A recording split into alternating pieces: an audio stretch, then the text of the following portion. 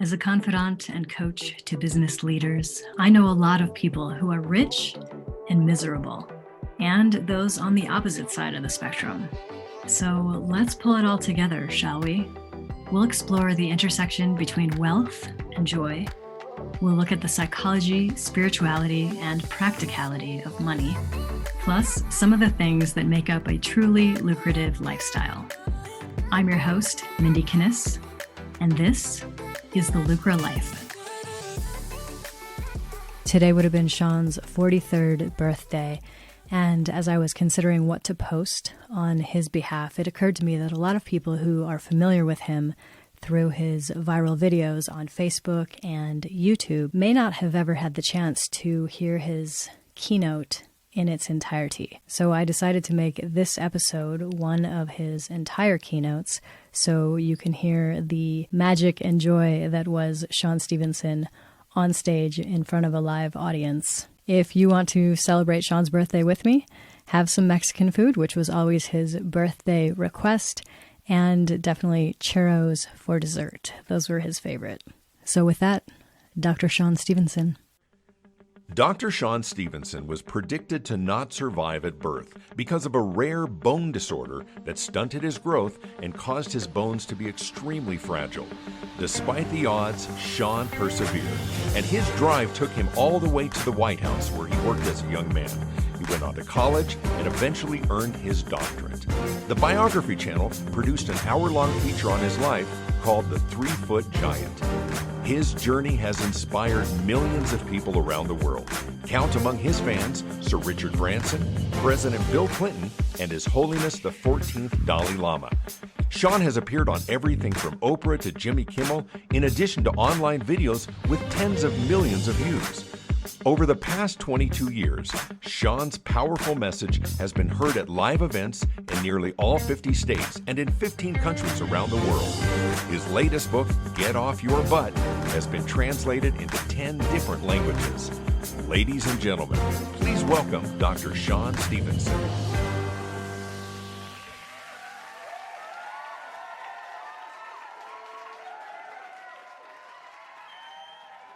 I was 12 years old when I first heard this song come onto the television. Maybe you've heard it before. It goes something like this. Ba-da-da-da-da, da-da-da-da-da-da. Anybody know what that is? Hail to the Chief. And when do they play Hail to the Chief? When the President of the United States comes out. Now, I'm 12 years old. I'm in my family living room. I'm watching the television. I see this man walk on stage, and everybody just jumps to their feet and starts applauding. And I'm thinking, I got to have that job.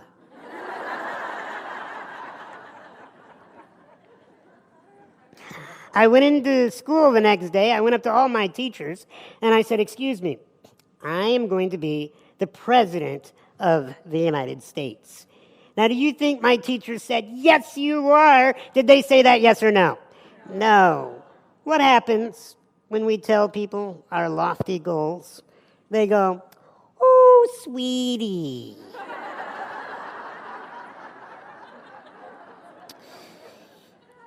Pump the brakes, sweetie. But I didn't care.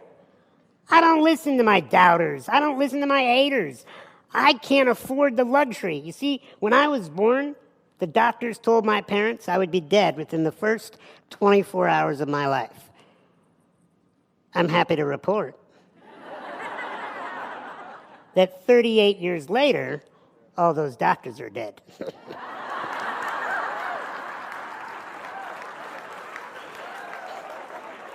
And I am the only doctor that remains, so that goes over really well everywhere but hospitals. They're like, I don't know, should I clap at this guy now? But you cannot afford the luxury of listening to your doubters. If anything, I want you to doubt the doubters. I want you to erase any dialogue that is being had within inside of you that says, I can't do this. You know, that 12-year-old boy had this vision of being the president of the United States of America. And there were some things that I had to learn. First of all, you got to be 35 years old. I had some time, okay? Next, you got to understand economics, human relations. You got to know how to pay people off. There's a lot you have to know to become president of the United States.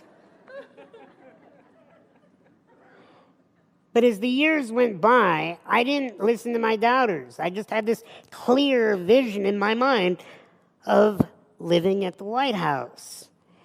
Now, just by a raise of hands, who have ever had a big vision? Maybe, let's try this out. Raise your hand if you've ever wanted to write a book. Okay, put it up high. Put your hand down if you haven't finished writing it yet or published it yet. Okay, we're losing a lot of hands. So, we have these visions. We have these things inside of us that are so calling us. But sometimes as the years go by, we think, oh, because time has passed, it's probably not going to happen. But for me, I was like, I don't care what others are thinking. I just need to get some proof. I need to get some traction on this goal. So when I finally got to college, I thought, Sean, if you're going to go live at the White House someday, why don't you first check out the decorating and go work at the White House? See if you even like the place, all right? And I remember the day that I applied and got the letter in the mail to tell me whether or not I had been selected to work in the White House. Now, just by a raise of hands, who have ever received either an email, a phone call, or a piece of mail that the information inside of those communications would change the course of your life forever, right? It's that moment when you're holding the envelope going, I'm not the father, I'm not the father.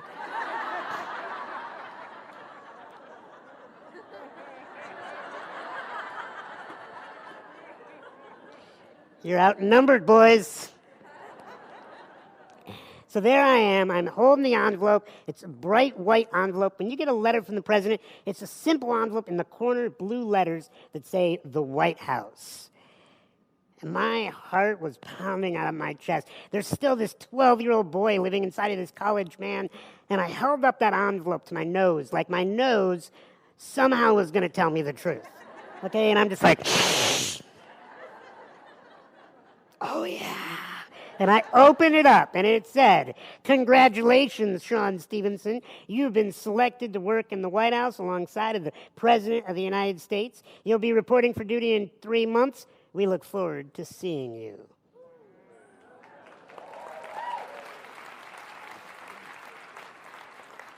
Now, back then, I was a single man in college.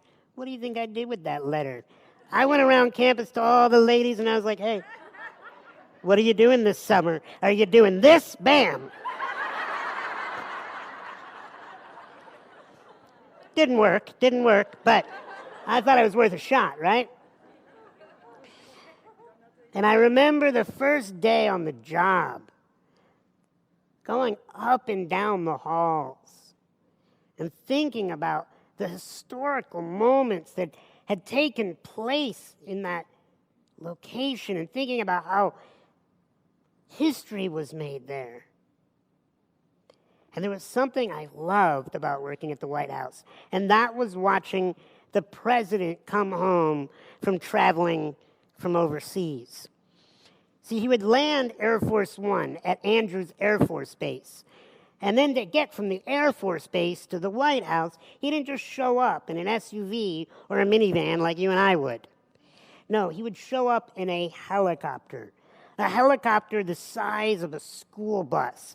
And it was dark green with a big, bright white stripe at the top, big American flag painted on the side, and a rotor that you could hear coming for miles. And I thought, you know what would be really great? It would be really cool is if I was in the backyard and I got to greet the president when he came home from work. I mean, little man in a wheelchair with a helicopter landing nearby, what could go wrong? Don't get ahead of me. So there I am. I have my schedule lined up with the president's schedule because I needed to have official business to be out on the South Lawn when the Marine One helicopter landed. but I didn't have any official business. So I had to look like I had official business, right? So I put on my busy face. You know what your busy face is? It's a kind of a combination, if you can get a real tight picture of me right here, it's a combination of looking like you have constipation, but you might also have diarrhea.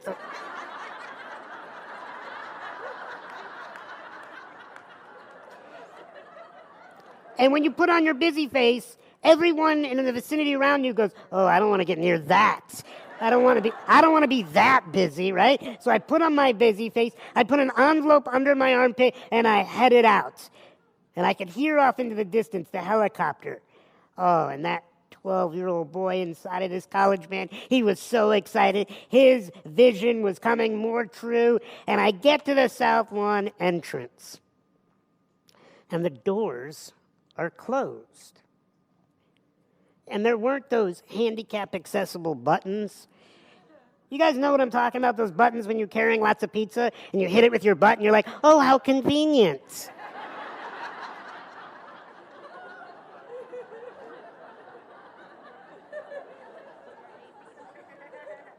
They're not for you. And if I could digress for a moment, you know the larger stall in the bathroom? That's not your dressing room. You know, people, with this disability, people always tell me weird things. People often feel the need to tell me, Sean, my grandmother's in a wheelchair. Which I always like to respond, oh my God, my cousin's also an idiot. Anyway. South Lawn, the doors are closed. And I am seeing the helicopter hovering about 10 feet off the ground outside. And I'm thinking, Sean, you got to get outside. That 12-year-old boy, he was excited. He wanted to greet the president. And then I thought about something. I remembered something from high school physics. Something called momentum. If I could just get enough running room, I could get up to 88 miles per hour, and I could bust through those doors. So now what I'm doing is I'm getting myself ready. I'm psyching myself up like I'm a running back, and those are the linebackers I got to get through. And I'm like, you got nothing. You got nothing, son. And I took off. Wham, wham, wham, bam. The doors flew open. And now I get outside, and I didn't expect what happened next. A giant wall of wind slapped me in the face and blew me back into the White House. And I was like, oh, no. And now I am huffing, and I am puffing, and I get outside.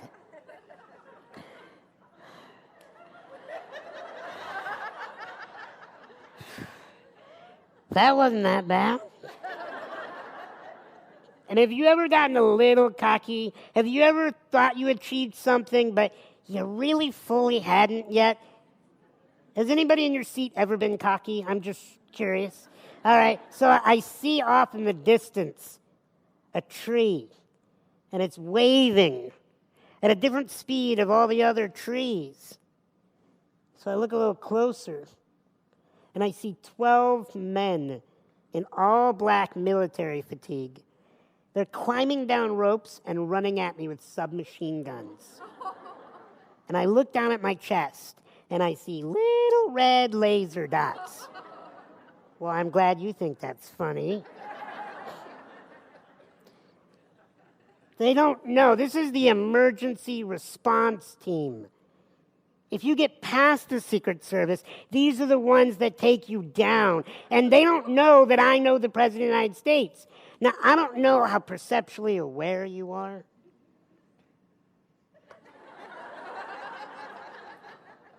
But I can't run. But something inside of me that day jumped out and said, ah! Ah! And I raced to the helicopter, and the helicopter door swung open. And the President of the United States stepped out, and he looked at me. And that's when I realized, you better have a vision for your life. You have to have a clear vision in your life. For what do you want? with your finances? What do you want with your relationships? What do you want with your family? Where do you want to go? What do you want to have? Because most people outside of these walls, they're roaming the planet completely unclear of the vision for their life. If you ask most people on the street, what do you want? They'll say, I don't know. I'll tell you what I don't want. I don't want to be fat. I don't want to be lonely. I don't want to be broke. I don't want to be angry. They know very clearly what they don't want. So what do they get? What they don't want.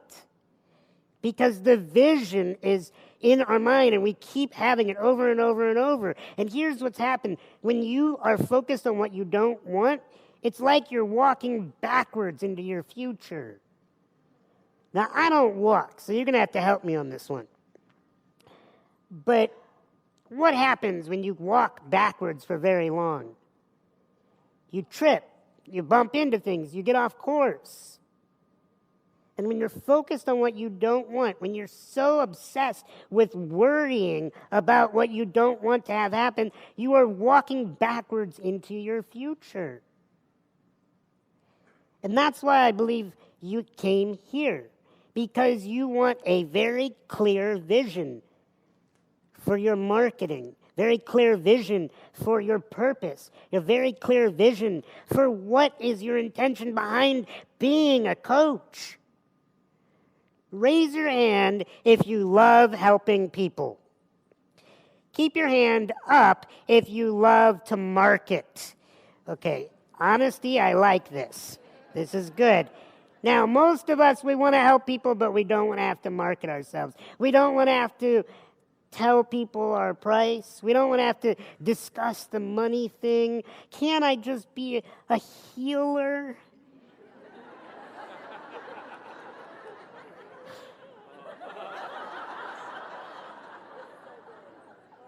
I just want to heal. Just can't my phone ring and I pick it up and I say, how can I heal you? Oh, you already paid me? That's great. Because then we don't have to talk about money.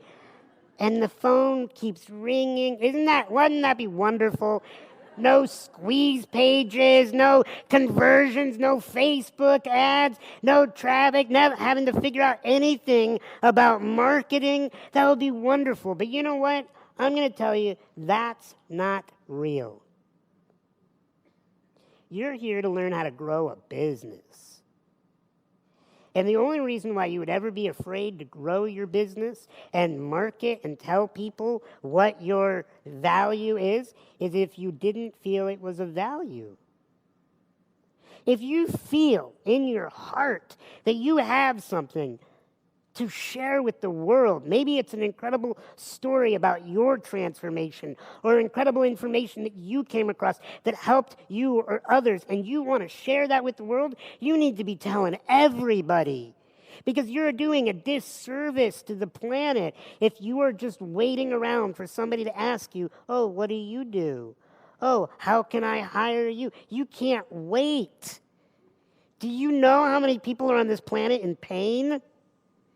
When I am preparing my talks, I spend more time visualizing you.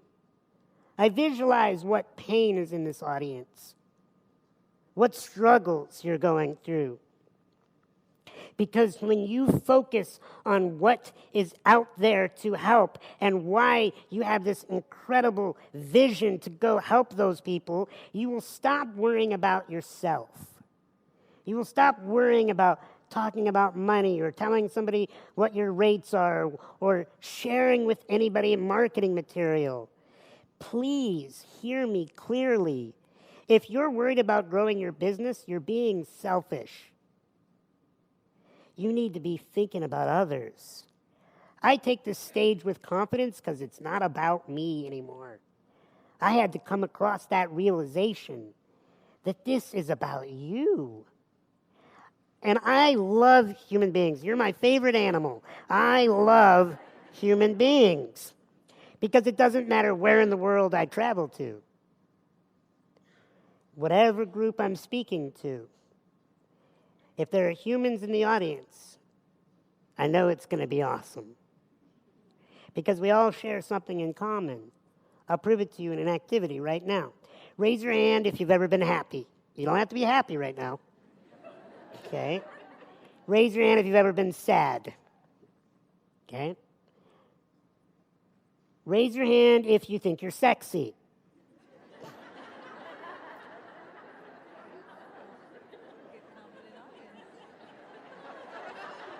I got some bad news for some of you.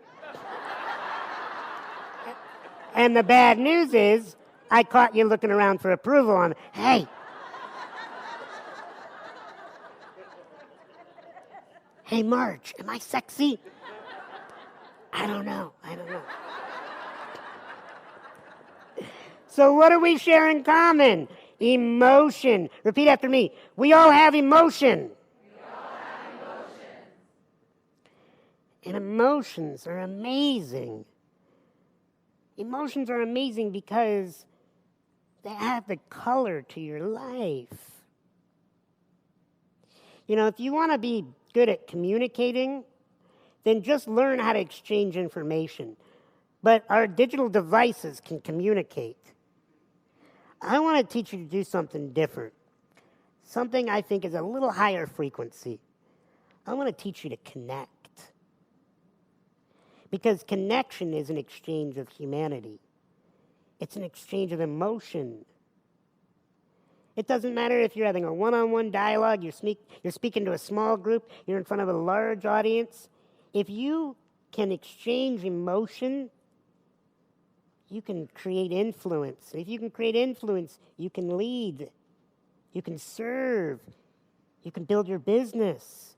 You must get good at exchanging emotion because emotions impact our attitude. I'm going to show you how. I'm going to give you an activity that's going to prove that to you. Raise your hand if you have ever been in a scenario where you've entered into a room and even though there was a lot of people around you, you felt all alone. Raise it up high. Yeah. So I'm going to show you with an activity here about how it doesn't have to be like that. So this is how emotion impacts our attitude. I want you to put your posture into the form of somebody who is afraid of their own shadow. Okay, this isn't television. I can see you. So, do this with me. Okay? So you're afraid of your own shadow. You're shy. Okay? Now I just want you, as if you were the most shy person, I want you to say hello and greet the person on your left and right. Do that now, as if you're the most shy person. Hi. Hi. Hi.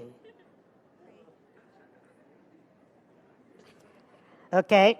Shake your body out. Shake your body out. And say, woo! Now, I want you to visualize a person who is extremely arrogant, totally self-centered. Some of you are like, oh.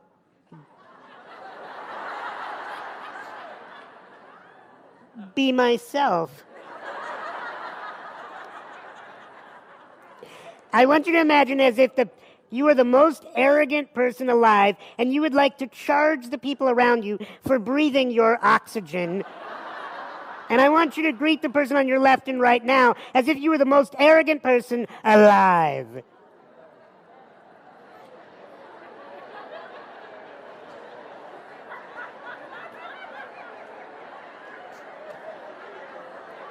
Clap once if you can hear my voice. Clap twice if you can hear my voice. Clap 3 times if you can hear my voice. Clap 4 times if you can hear my voice. And that's how you control kindergartners.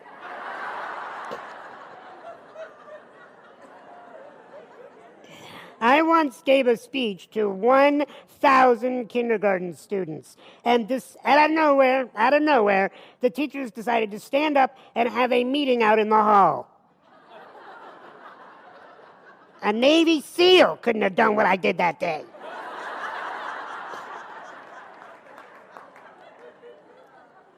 Now, I want you to shake your body out and go, woo! Now I want you to visualize the most warm, connected, friendly, loving person. Step into that person now. And what I want you to do is I want you to clear your lap for a second, stand up, and greet the people around you as if they are your best friends. You haven't seen them in 10 years, and they're not on Facebook.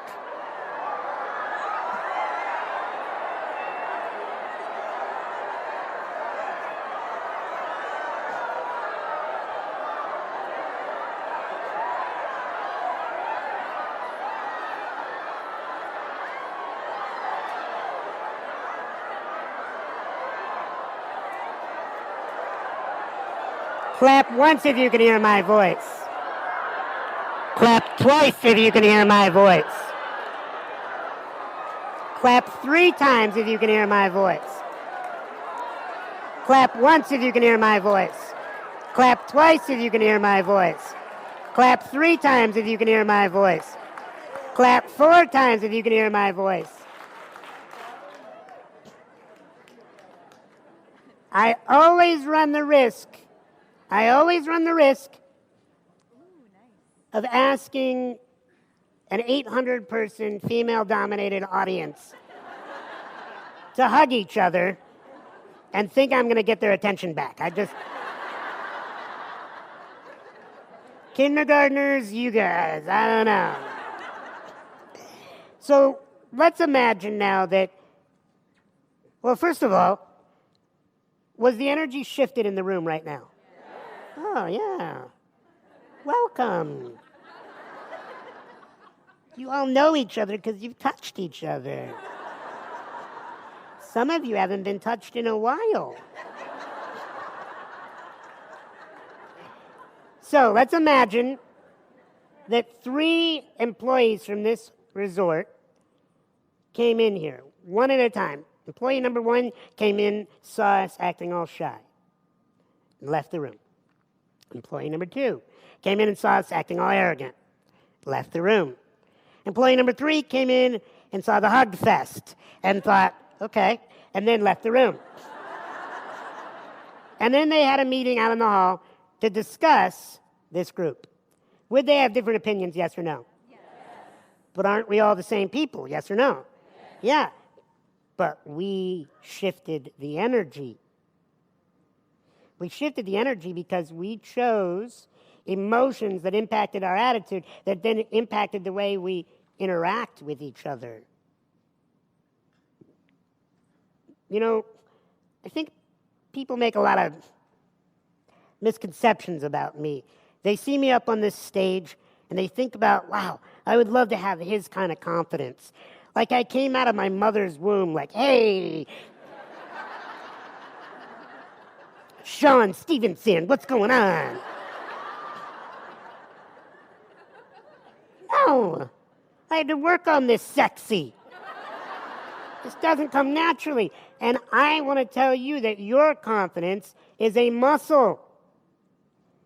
It's not something you have. I don't have much confidence. It's amazing. People will come to me and they'll be that shy person. They'll come up to me, they'll have their head down, and their voice will be soft, and they'll be like, Sean, I don't know why no one takes me seriously.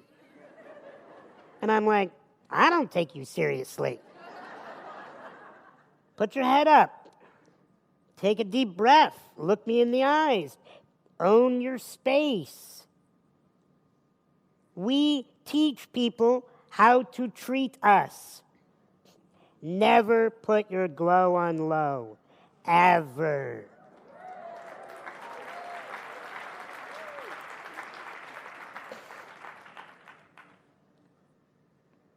If we are going to shift the consciousness of humanity, it's going to come down to the empowerment of women. It is going to come down to women empowering each other and the men on this planet.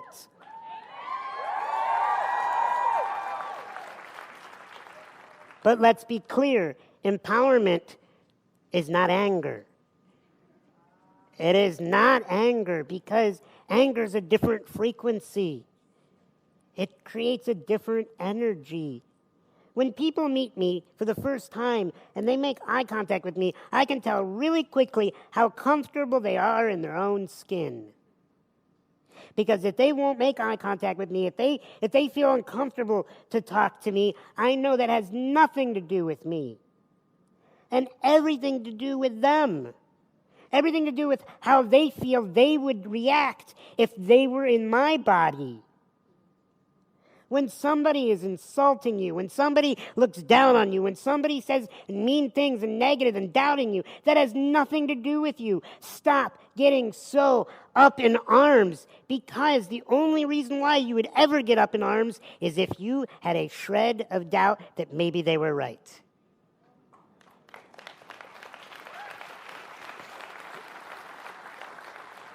I once spoke at an all-female college, and I said, I'm just curious. If I stood up here on this stage and I said that men were superior to women, how many of you would be angry? And almost all the hands went up. And I said, but if you didn't believe that, without any ounce inside of you, it wouldn't upset you. You would question, what's going on with him? Who hurt him?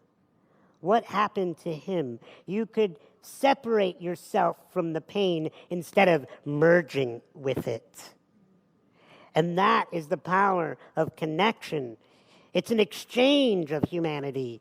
Some humanities I don't exchange with. Some I say, I'm going to love you from a distance.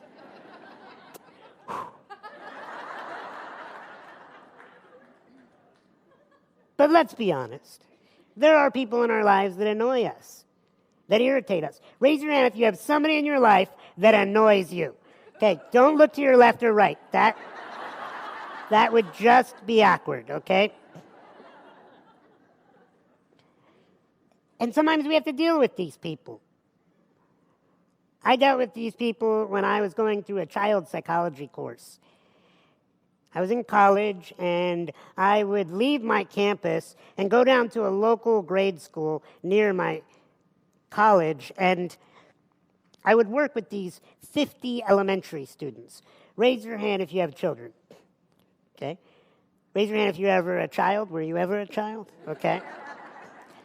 So I was working with this before and after school program where the parents would drop the kids off maybe about an hour and a half before school, keep them there about a couple hours after school, because maybe there was like 2 working parents or 1 single parent.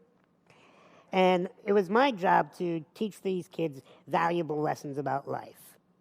And one day, I was in the gymnasium with these 50 students between the ages of kindergarten and 6th grade. And they were in a semicircle around me, what they call crisscross applesauce, right? So their legs are crossed, and I'm teaching them valuable lessons about loving yourself,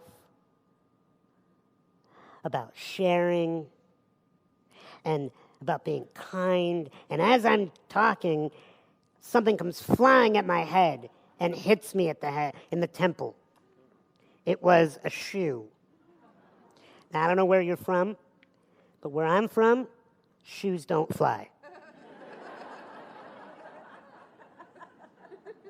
So I started looking around the room for a shoeless child. Found him. I call him Shoeless Joe, okay? Now, I'm curious. No legal ramifications against you on this question. By a raise of hands, how many people, if a complete stranger threw a shoe at you, would consider throwing it back? Let's be honest, okay?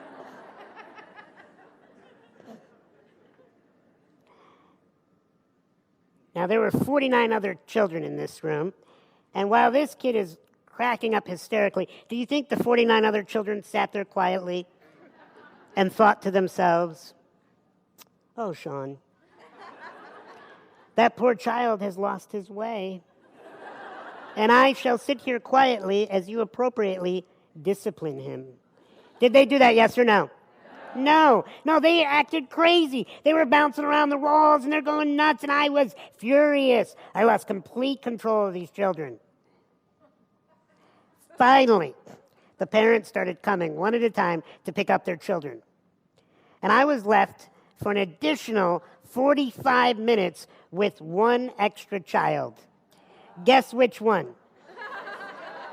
I'm pretty sure it was Satan. Pretty sure. And I'm thinking, out of all the children they could leave me with. Finally, the back door of the gymnasium opens up, and this elderly lady comes waddling in. And she says, "It's time to go." He says, "See you later, Sean." Scurries out the back door. And I headed to my vehicle that was in the parking lot behind the school. And I was frustrated. Have you ever wanted to help somebody that didn't want your help? And right before I got to my vehicle, I heard a voice come from behind me. "Sean, wait up." It was the principal. "Sean, how's your class project? How are the students?"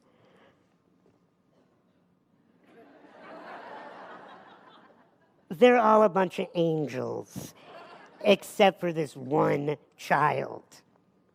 Principal said, "Oh, I know who you're talking about. There's something you need to know about that child." I said, No, I'm good. He said, "Well, Sean, I just wanted you to know that 2 years ago, that child's father killed that child's mother. And the father went to prison for life, the mother is gone, and the only living relative alive to take care of him was his grandmother. And she had to pick up 2 side jobs just to financially support the 2 of them. And I just thought you should know that." By a raise of hands, who wants to throw the shoe back? "Oh, where'd my angry mob go?" "Oh, I get it. You got another piece to the puzzle. Then when you clipped it into place, more of the picture appeared." But do you know how often we throw the shoe back to the people in our lives that we think we know what they're going through? Look, I'm not here today to tell you I know what you're going through. I didn't grow up in your town, more than likely. I didn't have your set of parents. I didn't have your set of past experiences, nor do I live in your body. I have no clue what you're going through. You know, you saw my intro video, and it talked about my credentials, but I'll tell you, I really only have one thing that I am good at, and that's how to be me. And I do it well. But that's because I am clear that I am an individual that is completely connected to you only through emotion, but not through experience.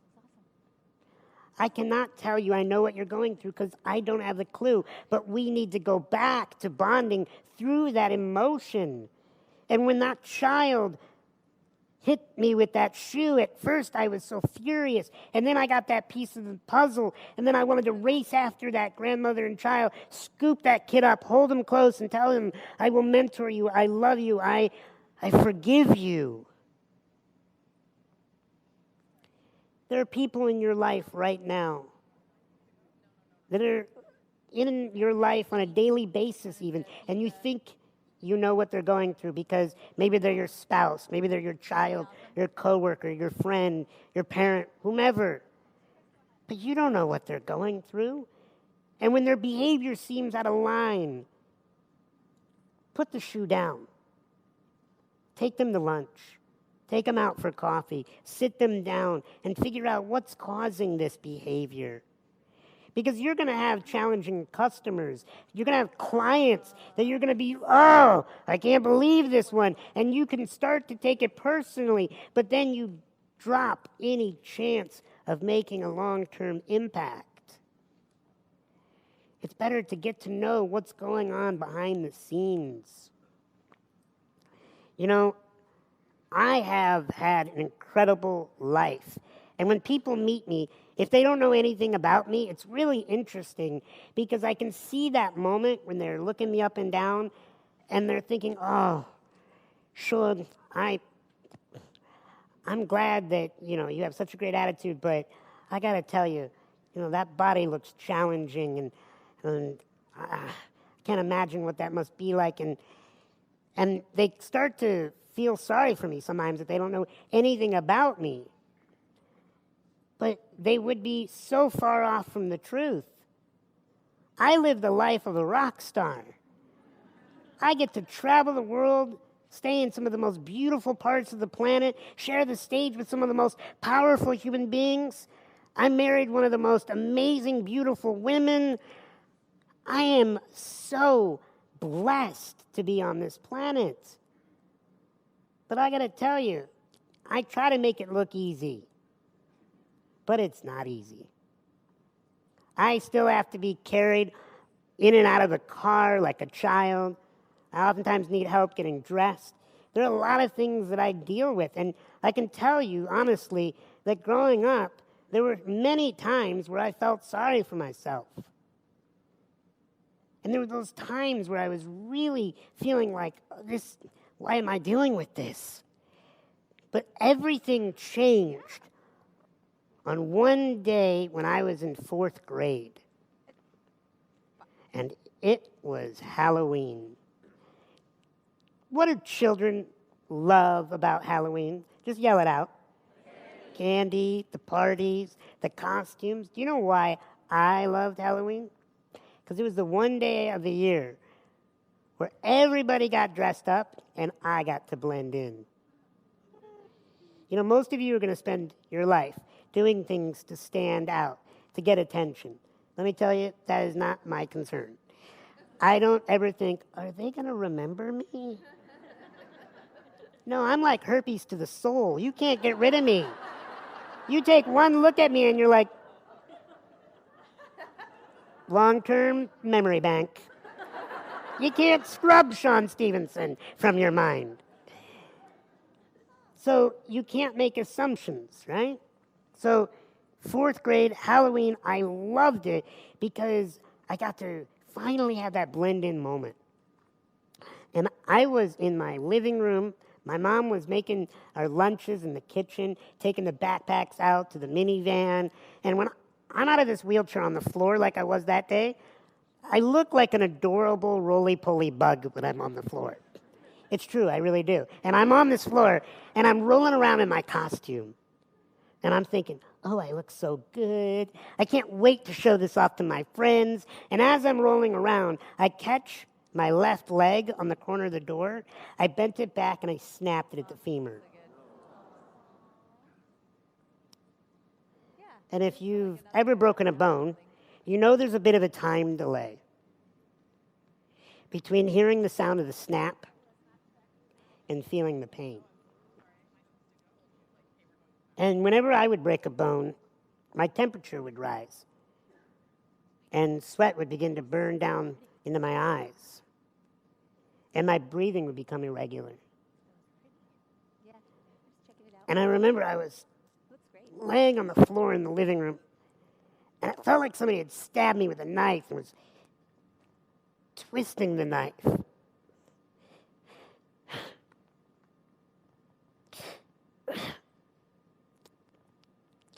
And I screamed something out loud that we've all thought, we've all said.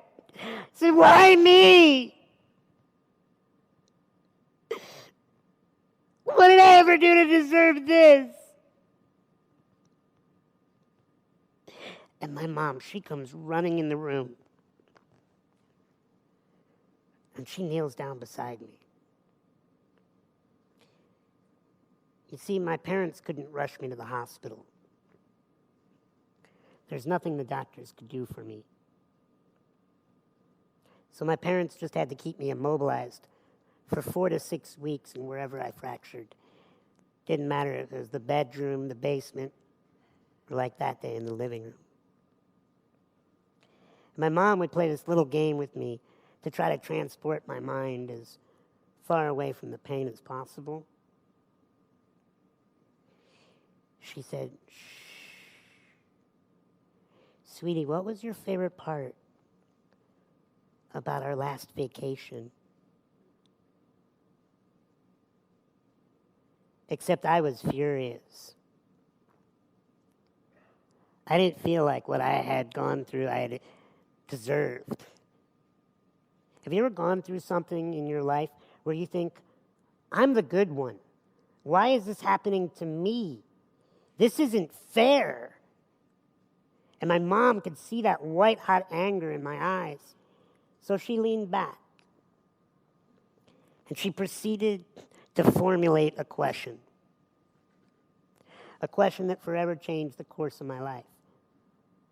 It's why I'm here today.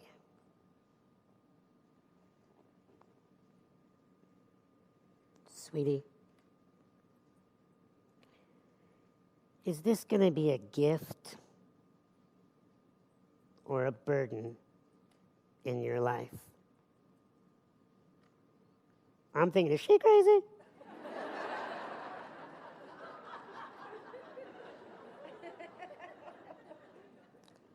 A gift? You and I have had gifts, right? They come on our birthdays, right? We open them up and we're like, woohoo! How could this be a gift, Mom?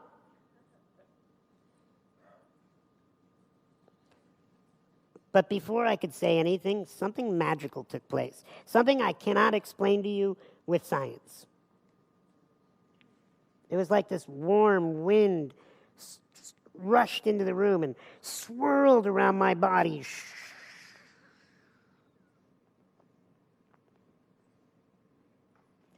And then it all became clear. You see, I loved my life amidst all the pain. And what I got in fourth grade and the clarity in my life was maybe the purpose to why I was in this container and had to go through this was to teach the human race how to love their life amidst their pain. Because maybe you've never fractured a bone, but I know you fractured. I know you've got fractures in your marriage or your finances or your own health or connecting to your children. You deal with fractures. I believe we are all going into, through, or out of some kind of pain in our lives. My mom went on to say, Sean, pain is inevitable. It touches us all. Suffering is optional. And I'm here to tell you, if you're in this room right now and you're going through some pain, I don't have some kind of magical fairy dust that I can blow into this room and all your problems will go away. And I'm glad I don't have that dust. Because if I took away your pain, I'd take away your strength. If I took away your pain, I'd take away your persistence. If I took away your pain, I'd take away your character. The things that you've been most challenged by in your life are responsible for some of the coolest things about your personality and your life. 200 bone fractures, multiple surgeries. I've been stared at every single day of my life. I'm never going to climb the steps. I'm never going to run. But you know what? This has been an incredible life because I learned to master my emotions. You have a choice. Let your emotions master you, or you master your emotions. And if you can get really good at mastering your emotions, you can influence others. And if you can influence others, you can lead. You can grow your business. You can make an impact. So no, don't keep praying for no more pain. Don't keep putting out the energy of, I want an effortless life. Don't do that, because you are robbing yourself of your strength. You go to the gym and you go check out the weight bench and you see the weight machines. They're not easy to use. They cause a little stress. You have to put yourself under some load to build those muscles, to build up that bone density. But that's how we grow. We grow by being in pain. You don't have to stay in pain. You don't have to suffer. But pain is just a part of the experience. And I find that you have a choice. You can either run from pain and have all of your decisions be, how can I avoid pain? How can I avoid pain? Or you can choose what kind of pain you want to have. I choose to have the pain of the gym and working out. I choose the pain of sitting with a piece of paper and reading a thing called a book and going all the way to the end of that book. Sometimes that's a little painful when it's much easier to scroll Netflix. If you get me, say amen. Amen. You have to choose your pain. Let me tell you, I got married. I chose my pain. But there's no other pain I'd rather have. When you choose the pain, you are in the driver's seat. And magical things can happen for you. I want to teach you a quick formula to being unstoppable. I'm just curious. By raise of hands, who would like to be more unstoppable? Yes. To be unstoppable, you have to climb a pyramid. And here's the pyramid. At the base of the pyramid, you first have to deal with your insecurities. Anybody in here have any insecurities? Anybody? I read a study that said something like 2 out of 3 people have insecurities. I'm like, the guy writing it was lying. Because it's 3 out of 3. Every single one of us has insecurities. Repeat after me. We all have insecurities. And because we all have them, there's a way that you can live your life so that your insecurities don't get to control you anymore. You see, when I was developing my career, I knew that I had these insecurities, and they would sometimes just kind of show up late at night. You ever notice that at night, it was dark out, maybe no one's home with you, and you're all by yourself, and you hear that little voice go, hey, psst, psst, hey, come here. You really suck at everything.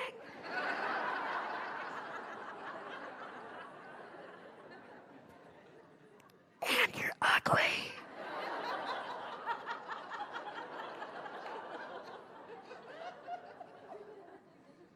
And he doesn't really love you. Where is this coming from? That's your insecurities. But I'm going to tell you why you have insecurities. It's not because you're flawed or broken or bad or somebody hurt you. No, you have insecurities because it is just a part of you that is not fully involved. There's just a part of your brain that is trying to keep you safe by trying to not get you to go outside of your comfort zone. Insecurities are a hardwired thing. They're not bad and wrong. You just got to know how to deal with them by turning them off.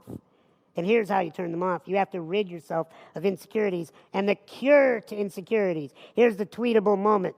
The cure to insecurities is self-care. Self-care.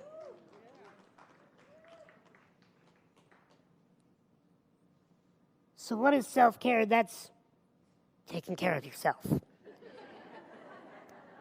And here's what I found with amazing women like yourself, and some of the gentlemen here too, is that it's very easy to take care of everybody else, right?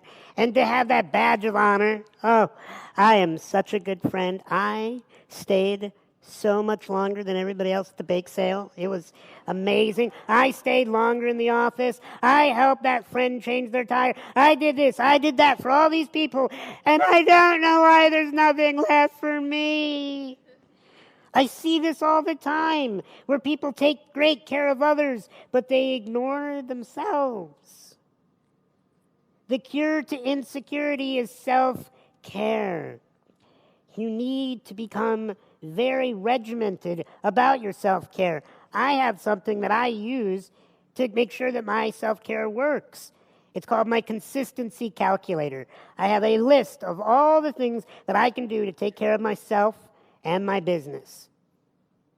And I go through and I check mark them off, and I am conscious of if I'm not feeling good, if my insecurities are biting at me and I'm doubting myself and I'm feeling like I'm not enough, I just go back to taking care of myself. I leave time for breathing and meditation, stretching and exercise, spending time in nature, reaching out to friends, reading a good book, doing the work on my mind, body, and spirit. The next level of the pyramid is you need to align with your life purpose. You need to connect or align with your life purpose. One of my mentors sat down with me once and he said, "Sean, why were you born?" I was a little snarky. I was like, my parents did it? I don't know. What are you talking about? Why was I born? And you know when somebody's serious and they ask you the question again, why were you born?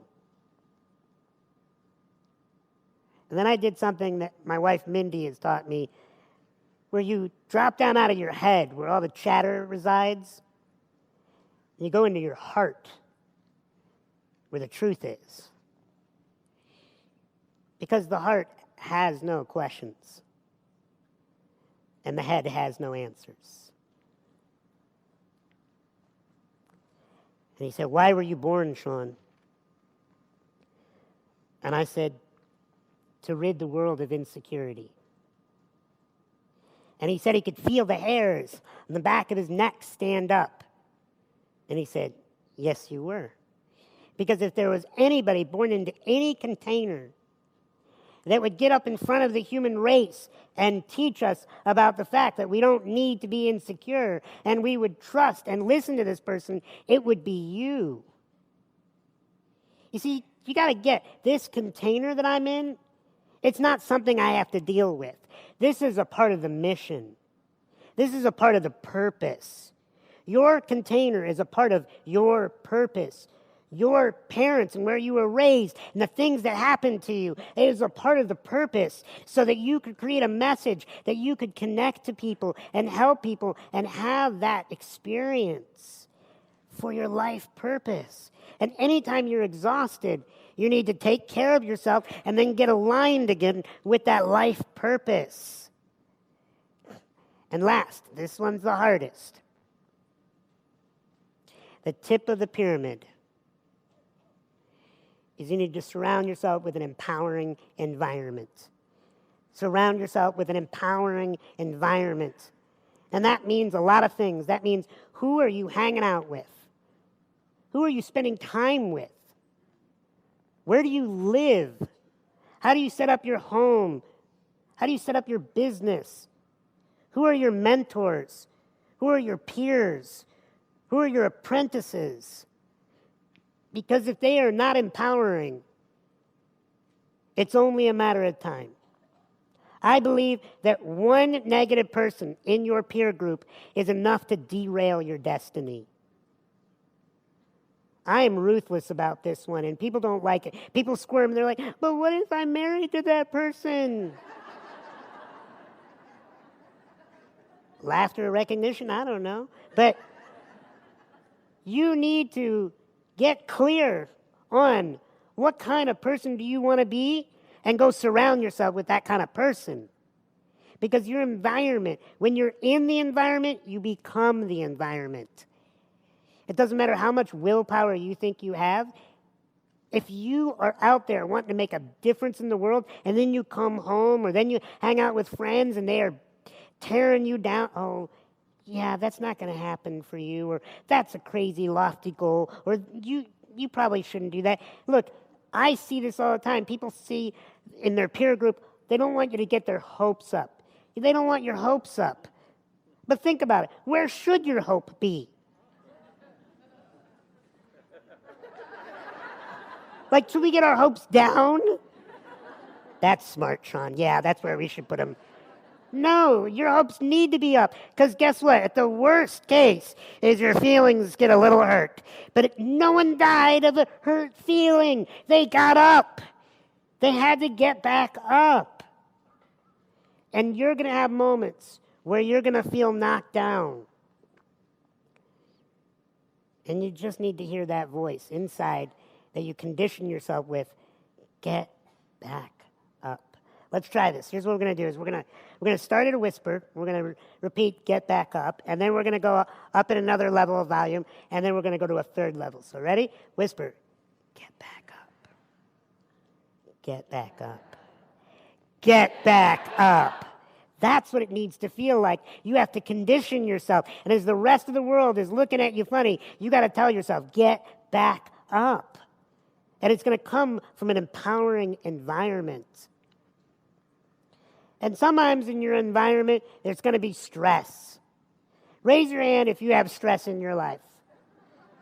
Oh, you too?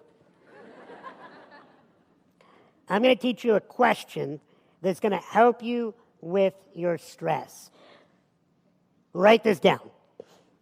This question has bailed me out a lot in my life. What's funny about this?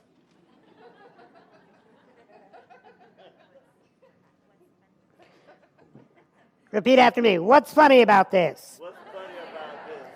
This is a question you're going to ask yourself when you're in a jam and you're all frustrated. And I learned about the power of this phrase, and I learned about the power of laughter when I was working on Capitol Hill for my congressman. If you want to laugh a lot, go work for Congress, okay? And one day, I got into work early, about 45 minutes early. And I'm just curious, by a raise of hands, who likes to show up early to a meeting and just kind of have your me time and prepare your mind? How many people never actually end up doing that? But it's great in theory, right? So, 45 minutes early, I have my hot tea, my newspaper. I go into my office, and then I hear that my congressman had beaten me in. He was already in here. And he said, "Sean, get in here." "Yes, Mr. Congressman." "Sean, I need you to run a message to the other side of the Capitol. No one else is here. I need you to get this message delivered. Can you do it?" "Yes, sir." So I took the message, I had my hot tea, my newspaper, and I headed out. And I went to a part of the Capitol that I had never been to. And I got to the elevator bank, and I can't reach most elevator buttons. So what do is I travel with an elevator stick, also known as a back scratcher. I press the button, the doors open. I go inside. Doors close behind me. Spin around. I look for my floor. I press the button.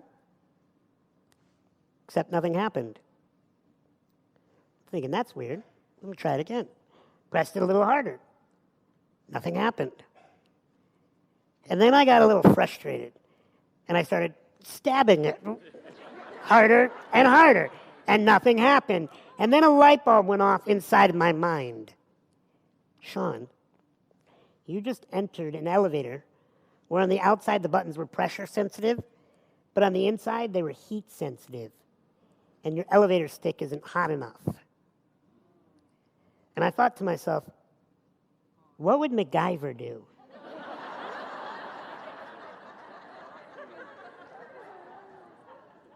If I had a pack of chewing gum and a tampon, I could make a bomb.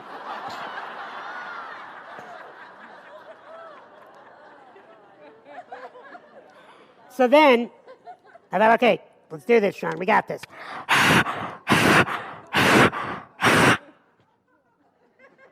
Nothing. Y'all remember when you were younger and before they came out with digital thermometers, they had the ones that with the mercury and your mom would put it under your armpit? Raise your hand if you know what I'm talking about. Yeah. So I shoved this thing under my armpit and I'm getting my juices on it now.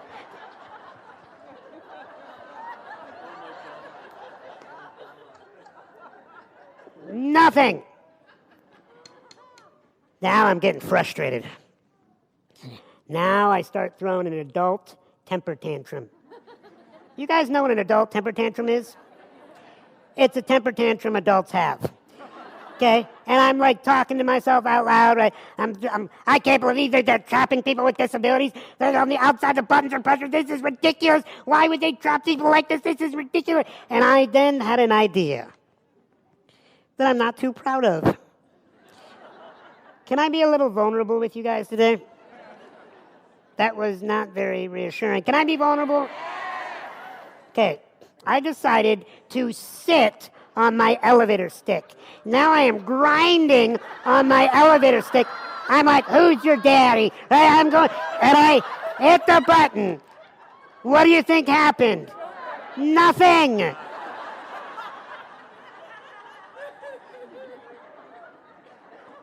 So I asked myself a question. What question did I ask? The answer? Nothing. Nothing is funny about this. And then as I'm grinding my elevator stick, I noticed a little camera in the corner.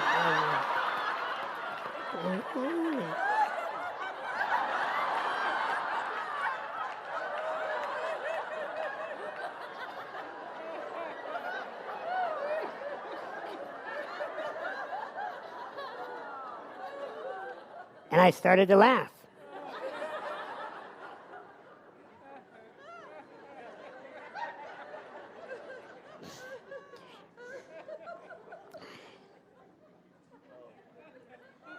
You know, when you laugh, you raise your T cell count, so you actually boost your immune system. When you laugh, you release into your spinal fluid anti-inflammatories, so you actually relieve swelling and pain. When you laugh, you exercise over 200 muscle groups. Laughter truly is the best medicine. And, you know, I travel the world, and I go into some audiences that are very challenged. I go into schools after school shootings.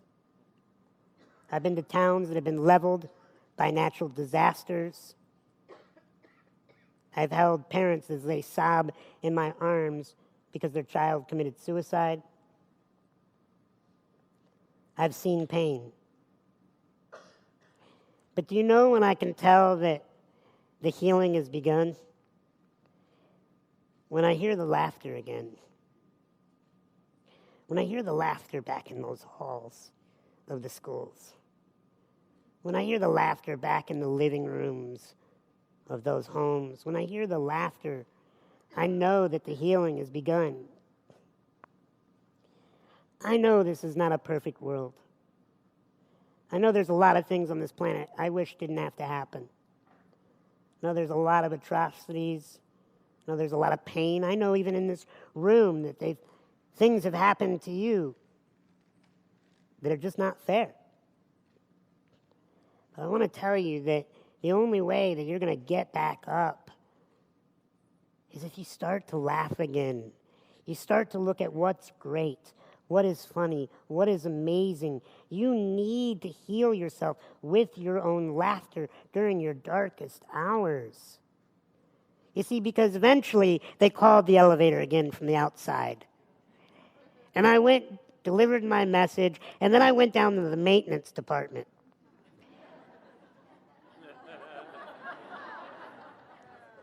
To the guy in charge of the elevators. We had a nice little chit-chat. And I was like, excuse me, sir, you have a bit of an issue in this elevator. On the outside, the buttons are pressure sensitive. On the inside, the buttons are heat sensitive. And people with disabilities, their elevator sticks don't get hot enough, and you're trapping people with disabilities. And he said in the most condescending voice, boy, they're not heat sensitive. They conduct an electrical current through your body. If you would have just had a little bit of tinfoil on the end of your elevator stick, you would have been fine.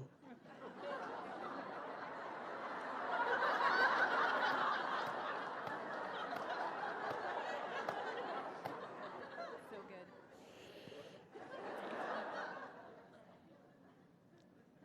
Who comes to work with tinfoil? Am I going to be in an elevator like, hey guys, want to bake a batch of brownies? What are you talking about? And we started laughing. You have to look for what's funny about your life. You have to have a very clear vision for your life. You have to know how to control your emotions instead of having your emotions control you, because your emotions develop your attitude, and the attitude is what teaches people how to treat you, and therefore creates the experience of attracting the right kind of people. You have to know that sometimes you're going to come across people that are going to throw the shoe at you. And you need to be the leader that puts the shoe down, takes them out for lunch and says, what's going on? You need to be looking at, when you're in your biggest and most painful moment, where's the gift here? And how do I get back up? And when all else fails, what's funny about this? So there I am, South 1, the helicopter lands, the door swings open, and the President of the United States steps out, and he looks at me, and he says, Sean, good to see you, buddy.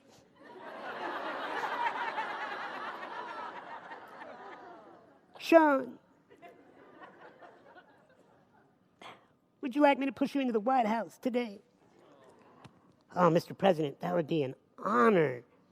Now, what I didn't tell you is that this whole time, up in the White House on the top floor was my boss, banging on the window going, John, no! I said, Mr. President, that's my boss. He went, oh, hey, buddy, hey. And now the President of the United States is pushing me back to the White House. The South Lawn doors, as if by magic, swing open, and I hear ba-da-da-da-da-da-da-da-da-da. Thank you very much.